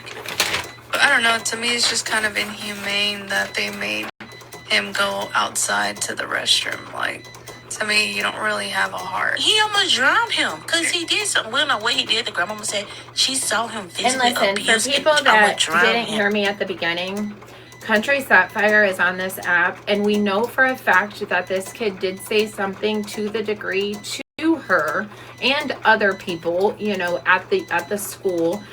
Why do people care if I have a coat on? I sleep in a tent.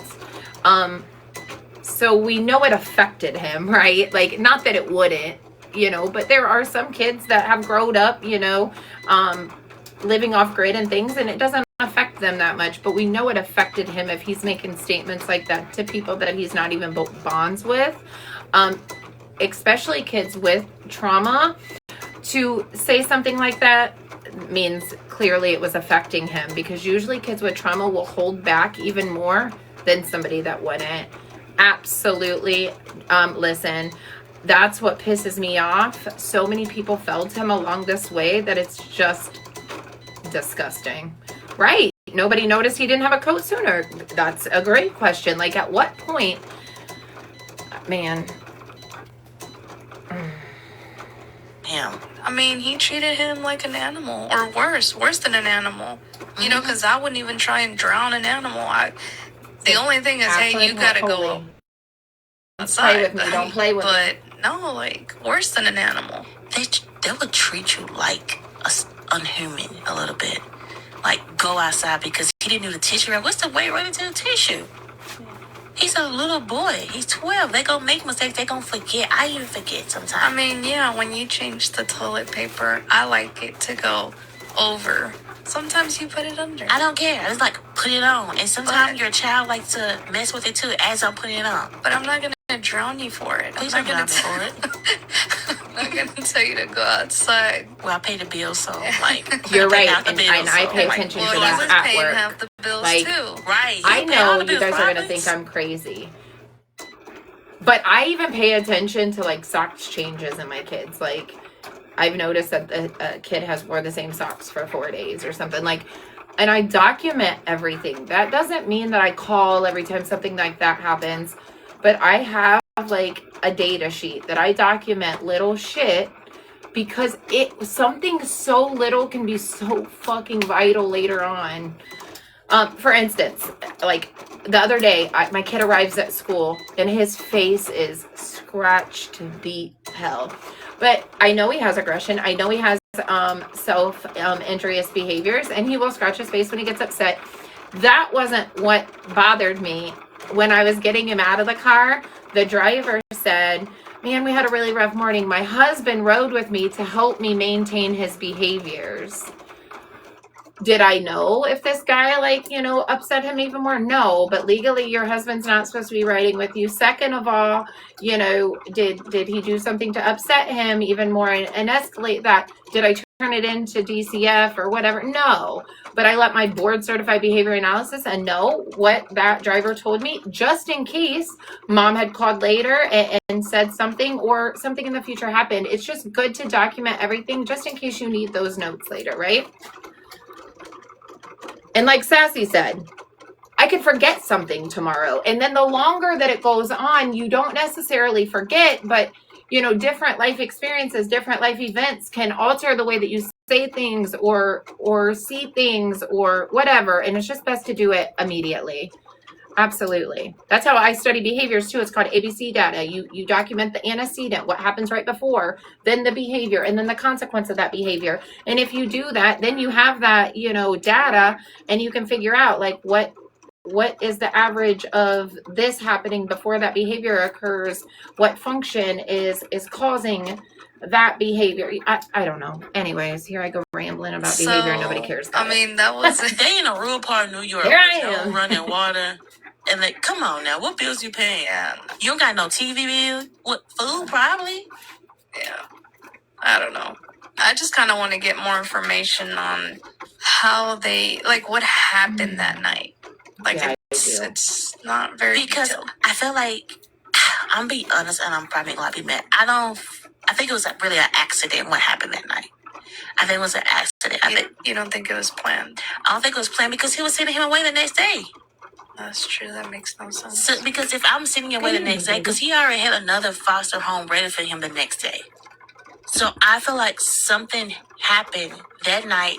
They probably got in a fight. He probably didn't do something right. Or he probably tortured him again. I mean, so he probably just tortured him again. Yeah. And so we can counter that, right? And I'm going to kind of end it here, but I'm going to let you hear him, right? because it's at the end of this one and we can start. So let's say he didn't plan it, right? And it was an accident. But what if he did, because of that control issue too? Of course you'd like to think any decent, humane person, right, would like to say he's giving him away the next day. Like, what the fuck would he unalive him for, right? However, if you are dealing with true, like we throw narcissistic, that word on this app so often, but if you're really dealing with a true narcissist, right, that loves that control level, it don't matter, because giving them away means he failed. He didn't win. He didn't gain that control or that mind fuck or whatever that they wanted to achieve, right? Absolutely. Absolutely. So I'm going to try to get this real quick. Sissy, there's a kid that has been missing for 18 years. And we're kind of just going down that to just try to, get that awareness out there. His name is Chaliegh Rainwater, and he went missing at the age of 12 from Greenwich, yeah, I was like, am I saying that right? New York. And the reason that I'm talking about that is because Country Sapphire is on this app. She was an aide that worked with him, and while listening to her live, it kind of got brought up, and I kind of just wanted to do something, because I can't just sit knowing that, one voice can change. And so I kind of wanted to just really, little Kayron. Oh no, look, I'm gonna write that down just because I want to. Kayron, that's, God love him. God, I pray that they freaking figure out something. That's terrible. And listen, there's like 300,000. So that's why I said that at the beginning. There are so many people, and I'm sure there's some in my area. This just kind of came and it hit home, and I wanted to definitely, talk about it and look into it a little bit. However, there's like 300, I think I looked last night, I think it's like 360,000 kids that go missing each year. But one person could help one less kid from being abducted. One person could help find one more kid. So just don't think because you're just one person that you can't do something, because you absolutely can. Even if it's help research somebody that has a voice, something, you can do something.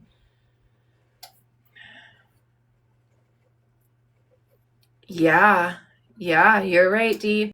You're right. I'm going to show you guys real quick just a little clip of him. Let me pull it up. It's very, very eerie. And then, like I said, if you guys don't have anything to do and don't want to scroll, I know, I love it. If you would like to go down it so we can chat a little bit more about it tomorrow.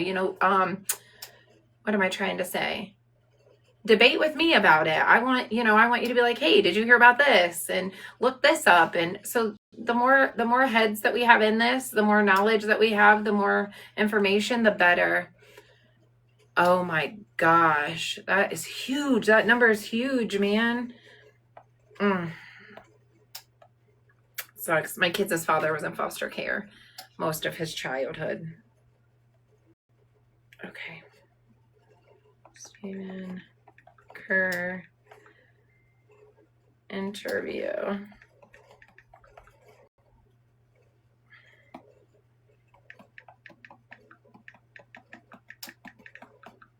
And not that Rainwater isn't a great last name. I think it's very cool. I think it's very spiritual, but they even changed his last name, which gives you a kind of a little bit, if you're thinking about like their behavior and things, but then you want to give your kid away just because he said something sexual towards another child at 12. Kind of sounds familiar. Listen, no 12-year-old, no 18-year-old. Your brain doesn't stop growing, y'all, until you're 25 years old. I tell my daughter all the time, until you're out of my house and I can see, you're still my baby if you're 18. Don't tell me you're grown at 18. You're not fucking grown. Unless you're paying your own bills and the hell out of my house, then we're not doing that. Right. Yeah. No explanation. Nope. It's crazy, man.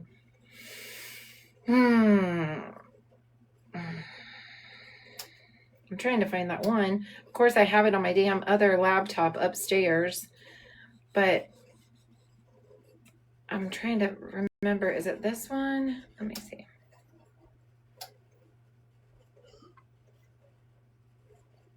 Come on and work. What's this one? It's a disappearance that's pitted parents against police and has ripped families apart. Tonight, Ed O'Brien takes a new look at another Capital Region cold case. The ongoing search for Chaliegh Rainwater. 6.5 years later, police are still getting tips about the disappearance of Chaliegh Rainwalker. Absolutely. Weekly, sometimes daily, depending. We've gotten some recent tips within the last couple of weeks that we're taking a look at. But so far, everything from river searches to false sightings, they have all led to a dead end. Chaliegh was 12 years old when he was last seen at a Latham restaurant. He had been adopted by Stephen Kerr and his wife Jocelyn, but when problems developed, Chaliegh was sent to live with what is called a respite family. The way Stephen Kerr told the story in 2007, the two spent the night in the Greenwich home of Kerr's parents, and the following morning, Chaliegh was gone. Stephen Kerr was interviewed by us and, of course, by investigators, but claimed the deck was stacked against him. I'm not privy to much of the investigation because the police are still working on the assumption, partially, that I did something wrong. Jocelyn was pretty much forthright with us all the time. Stephen was hit or miss, but, then stopped communicating, hire an attorney. So I'm trying to find the one when he's in the house, man, because that one would give you a better clear, but you can even, like, just as mannerisms, I'm going to find the one and have it tomorrow, of him, like, he yells at the journalist and says, what's this one? Let's see. Thank you, Chris. He yells at the journalist because something about Martin Luther King. But you know what I was thinking too just now? This is my brain. I'm not kidding. Jocelyn is not alive anymore, they said. I wonder how she passed away. Have you thought about that, Seth? Wonder how she passed away. That, Chaliegh is alive and would be coming home to his family. He does go For off on a Chaligh's damn tangent. grandparents, It's hearing crazy. the word homicide is Oh, horrifying. I think we already watched this one. Let's see. In my soul. Oh, no. Here. Look. Stephen Kerr said this. I believe deep in my soul that my son Chaliegh is alive and safe somewhere. But weeks later, he moved his family. That wasn't the one in the house, but you can just tell it's so weird. I just now, but you know what? I know that this is far-fetched, and I am definitely going on a limb here. But if you off the mom and the kids that are still living know that you have done this and got away with even one of them, let's say you didn't off the mom, and your dad got away with, your little brother's or something, you're not going to say a fucking word. You're probably going to be scared to death.